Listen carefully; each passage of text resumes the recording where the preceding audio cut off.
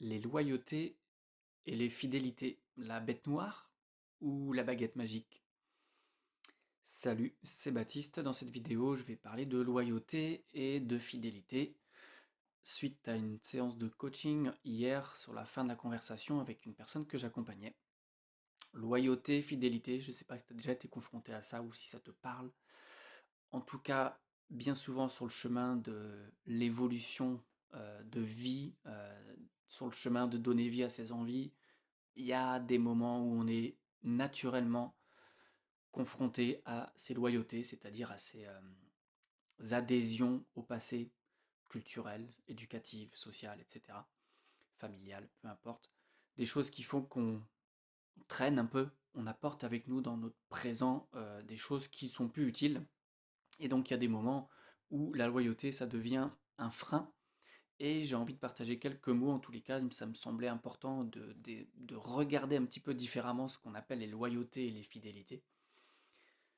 Je suis Baptiste, je suis coach, j'accompagne moi les personnes sensibles et déterminées à révéler qui elles sont vraiment pour donner vie à leurs envies. Hier, j'étais avec Margot en séance et on parlait de fidélité donc, et ce qu'elle voyait là-dedans, elle me dit mais non, j'en ai marre de ces fidélités, de ces loyautés, etc. Faut que je m'en débarrasse, machin. Et en discutant, au fur et à mesure, on se disait bah ouais ok, mais c'est pas les loyautés en fait qui sont freinantes. C'est pas les fidélités qui sont des poids à porter, c'est l'attachement à ces loyautés ou à ces fidélités qui fait que ça freine ou que ça empêche de vivre la vie qu'on a envie de vivre. Première chose, c'est l'attachement aux loyautés et aux fidélités qu'il faut libérer, qu'il faut détacher.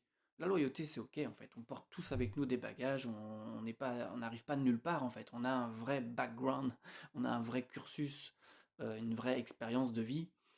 On vient de papa, maman, de telle famille, de tel environnement social, etc. Donc c'est ok en fait. Il n'y a pas à enlever ça. C'est là de toute façon.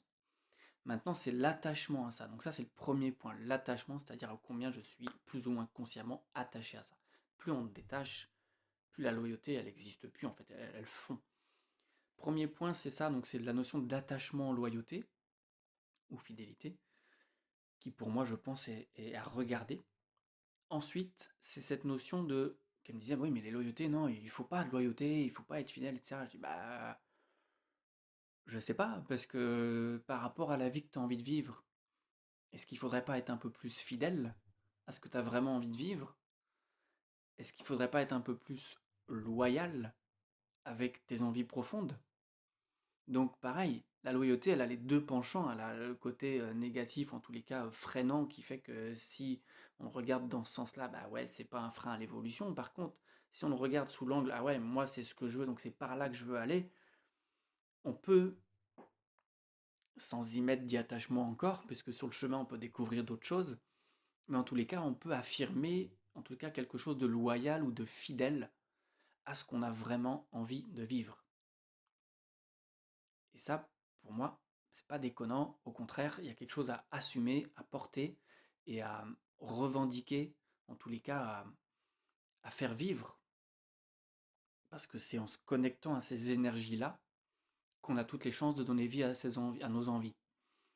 Moi, mon rôle, c'est de créer les conditions justement qui permettent de donner vie à ces envies.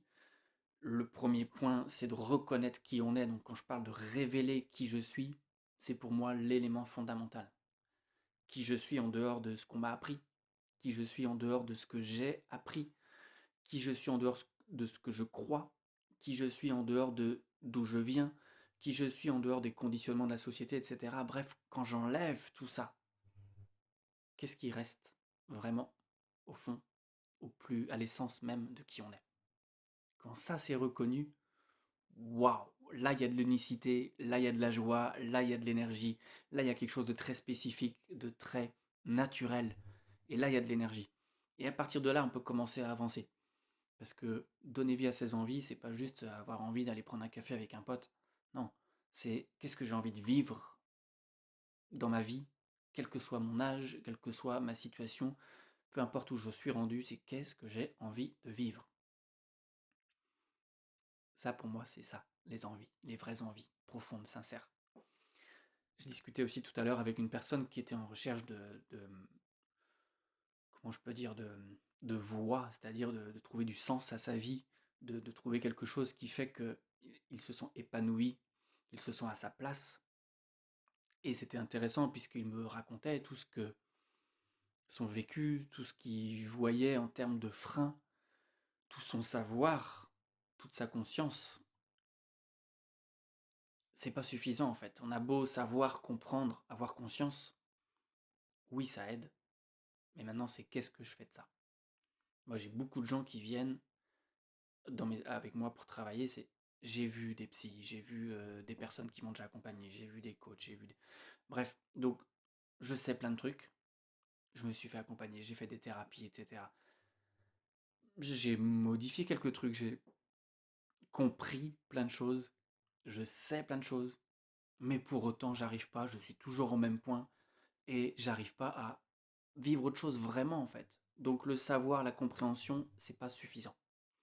C'est vraiment d'aller contacter cette énergie vitale de qui tu es, voilà, qui fait que derrière on peut faire le pas d'après de manière incarnée, avec beaucoup de conscience, beaucoup d'humilité, mais surtout beaucoup de puissance, beaucoup de joie, beaucoup d'énergie.